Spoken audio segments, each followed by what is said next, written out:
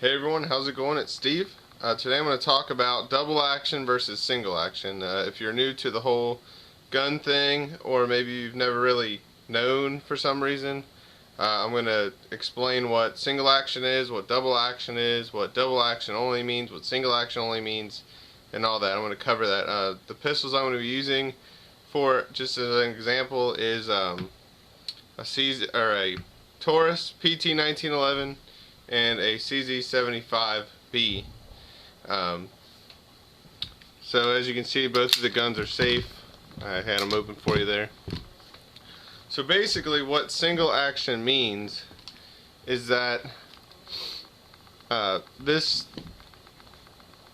Taurus PT1911 is single action only, as is every single 1911 out there.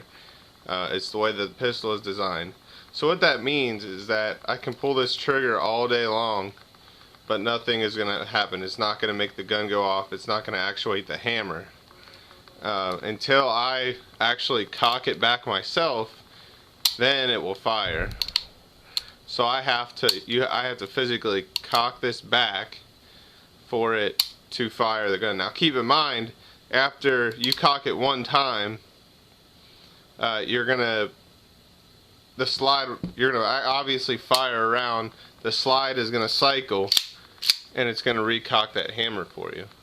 So every time you fire, it's gonna recock that hammer for you. So you only have to do it once, and that is why most people that carry a 1911, most law enforcement that have 1911s as their duty pistols, carry them cocked and locked, and that means that the hammer is cocked and the safety is on, and that way your pistol is ready to be deployed if the need arises.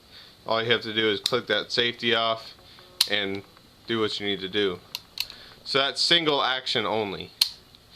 Now double action is where I can pull the trigger and it will actuate the hammer back, as you can see right here, and fire. So it cocks the hammer and then releases the hammer as well. So this is what is known as a double and single action. I can either fire it like that, or I can cock it myself to have a lighter trigger pull. Because in double action mode, my trigger pull starts here. It's really heavy. So I'm squeezing all the way from the beginning back. Now when if I have it cocked, you see the hammer goes back. So now I only have to pull half the distance, if that, and so therefore the trigger is lighter. And then double action only could be represented by this, by my car PM9. It is unloaded. Most of your concealed carry guns out there are going to be double action only. This is because they don't have any kind of safety of any kind externally.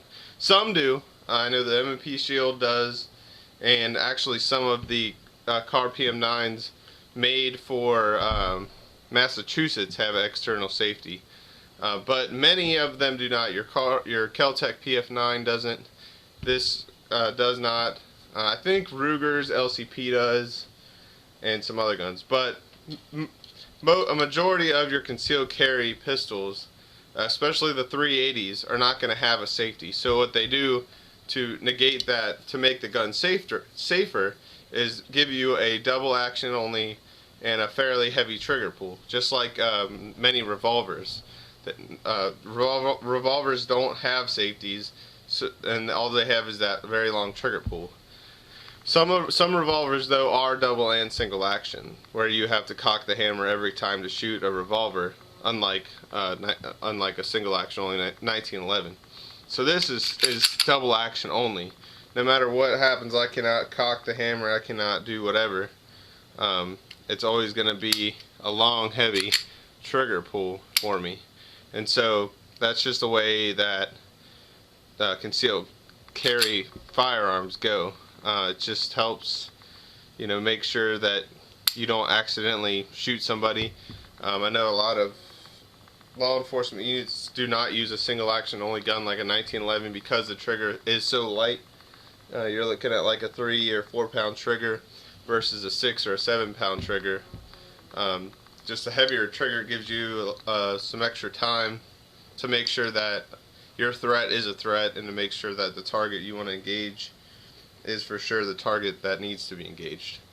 So that's just a little demonstration of double action versus single action in handguns. If you have any other questions, just shoot me some comments. If you have any comments, just shoot me those as well. And have a nice day.